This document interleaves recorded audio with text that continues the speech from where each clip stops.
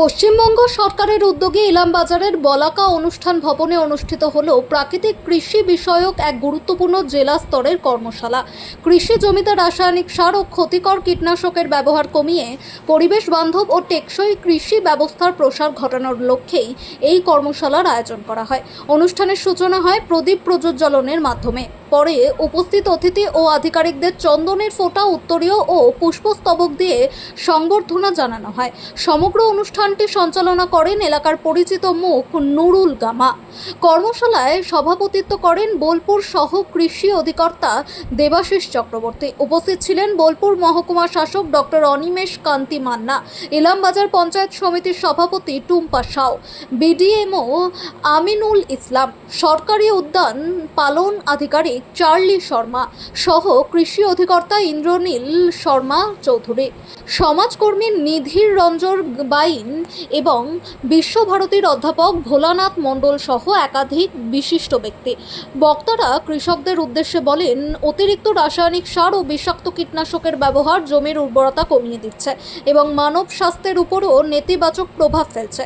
এর পরিবর্তে গোবর সার, কম্পোস্ট ও প্রাকৃতিক উপায়ে তৈরি কীটনাশক ব্যবহারের উপর বিশেষ গুরুত্ব আরোপ করা হয়। এছাড়াও কৃষির সঙ্গে পশুপালনের সমন্বয় ঘটিয়ে কিভাবে গ্রামীণ অর্থনীতিকে আরও শক্তিশালী করা যায় সে বিষয়েও বিস্তারিত আলোচনা করা হয়। কৃষি বিশেষজ্ঞদের মতে উপরাকৃতিক কৃষি শুধু পরিবেশ রক্ষাই নয়, উৎপাদন খরচ কমিয়ে কৃষকদের আয় বৃদ্ধিতেও সহায়ক হতে পারে। সরকারের এই সময়োপযোগী উদ্যোগ কৃষক মহলে ব্যাপক উৎসাহ ও আগ্রহের সৃষ্টি করেছে বলে জানা গেছে।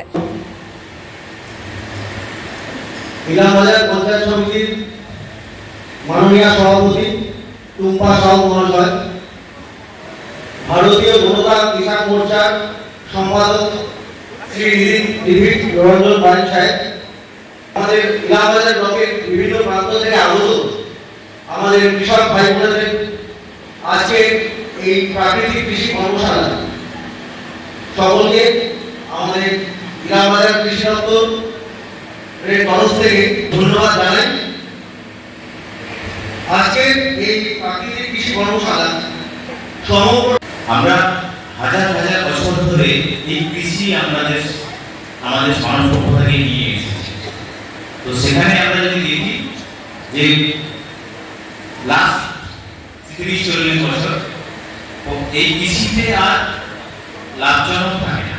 লাভজনক থাকে না মানে কি হয়, টাকা হয় না এরকম নয় যে আমার বাড়িতে চাষ আমি করছি, যে ধান চাষ করে, ধান চাষ হয়ে যাওয়ার পরে সমস্ত খরচা করলাম, ট্র্যাক্টর, পাওয়ার টিলার, হারভেস্টার সব কিছু দিয়ে হাতে থাকলো খড়।